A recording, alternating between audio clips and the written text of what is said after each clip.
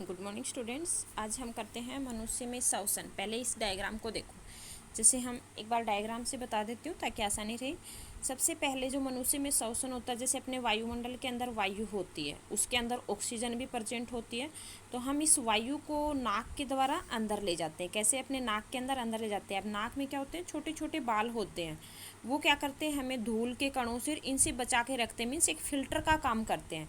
तो नाक से क्या जाएगा? फिर इस तरह से कंठ के अंदर चली जाएगी, जो ये आपको दिख रहा है कंठ के अंदर चली जाएगी। और फिर यहाँ से होती हुई किसके अंदर? ये जो फेफड़े दिखाई दे रहे हैं आपको, इनके अंदर चली जाएगी। ठीक है, इन फेफड़ों के अंदर। अब इसमें देखो, इन फेफड़ों के अंदर आपको छोटी छोटी इस तरह से बॉल जैसी, गुब्बारे जैसी संरचनाएं दिखाई दे रही हैं, अलग से दिखा रखी हैं। इनको हम क्या बोलते हैं? कुपिका बोलते हैं। तो ये गुब्बारे जैसी संरचना मीन्स यहाँ से क्या होगी कि ऑक्सीजन है जो है शरीर के अन्य हिस्सों के अंदर चली जाएगी, और कार्बन डाइऑक्साइड गैस है जो रुधिर है इनके अंदर छोड़ देगा। ठीक है, तो ये इस तरह से ये सारा प्रोसेस है वो चलेगा। देखो कैसे होता है।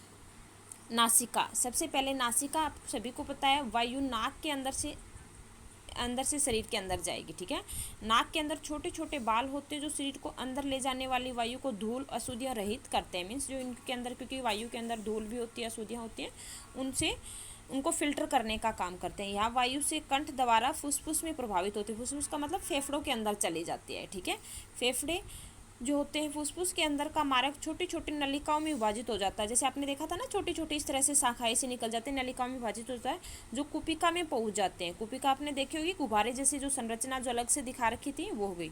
तो कुपिका गुब्बारे जैसी संरचना होती है जो गैसों का आदान प्रदान करती है। क्या करती है? गैसों का एक्सचेंज करते हैं, मीन्स गैसों को एक जगह से दूसरी जगह पे ले जाने का काम करती है। कुपिकाओं के भीतर में रुधिर वाहिकाओं से जुड़ी होती है। और ये किससे जुड़ी होती है? अपनी जो ब्लड वेसल्स होते हैं, जो खून की कोशिकाएं होती हैं, उनसे जुड़ी हुई मिलती है। ठीक है, कुपिका रुधिर को वाहिका के रुधिर कुपिका वायु से ऑक्सीजन लेकर, मीन्स ये जो कुपिका है, ये जो ब्लड वेसल है, ये क्या करेंगे? यहाँ से क्या करेंगे? ऑक्सीजन ले जाएंगे। ऑक्सीजन को लेकर शरीर की सभी कोशिकाओं तक पहुँचा देते हैं। तो वायु के अंदर ऑक्सीजन भी होगी और कार्बन डाइऑक्साइड गैस भी होगी, क्योंकि हम जो है सीधा ये तो है नहीं कि ऑक्सीजन लेते हैं, हम वायु को सांस नाक के द्वारा अंदर लेते हैं। तो इसके अंदर कार्बन डाइऑक्साइड गैस भी है और ऑक्सीजन भी है। तो ये ऑक्सीजन तो क्या करेंगे? जो ब्लड वेसल हैं, जो अपनी खून की जो कोशिकाएं हैं, वो क्या ले जाएंगी? कुपिका तक ले जाएंगी। ठीक है, और बाकी जो सभी कोशिकाएं हैं उन तक पहुंचा देंगे। नेक्स्ट क्या है? देखो, नेक्स्ट है रुधिर से शरीर से कार्बन डाइऑक्साइड कुपिकाओं में छोड़ देगा, और अपने शरीर के अंदर जहाँ पे भी कार्बन डाइऑक्साइड गैस होगी, ये खून क्या करेगा? इस कार्बन डाइऑक्साइड को गैस को ले जाएगा और बाकी जो है एल्वोली, जिसको हम कुपिका बोलते हैं, उसके अंदर छोड़ देगा। ठीक है, जब हम श्वास लेते हैं तो हमारा जो डायफ्राम होता है वो क्या करता है? चपटा हो जाता है। ठीक है, और पसलियाँ ऊपर की ओर उठती हैं। तो जब हम श्वास लेते हैं तो हमारी पसलियाँ ऊपर उठती हैं और हमारा डायफ्राम क्या हो जाता है? चपटा होता है। ठीक है, तो ये तो था मनुष्य के अंदर श्वसन। नेक्स्ट है पौधों के अंदर श्वसन कैसे होता है। पौधों के अंदर गैसेज का आदान प्रदान 3 तरह से होता है। एक तो जो स्टोमेटा हो जो होता है, जो पत्तियों के अंदर छोटे छोटे छेद पाए जाते हैं, जिनको हम रंध्र बोलते हैं हिंदी के अंदर। दूसरा किसके होता है? जो तने होते हैं उसके अंदर भी थोड़े छेद से मिलते हैं, जो तना होता है उसके अंदर, जिनको हम वात रंध्र बोलते हैं, उनके द्वारा। और तीसरा जड़ों के द्वारा। तो पत्तियों के अंदर रंध्रों के द्वारा, तनों के वात रंध्र द्वारा, और जड़ों की सतह के द्वारा गैसों का आदान प्रदान होता है।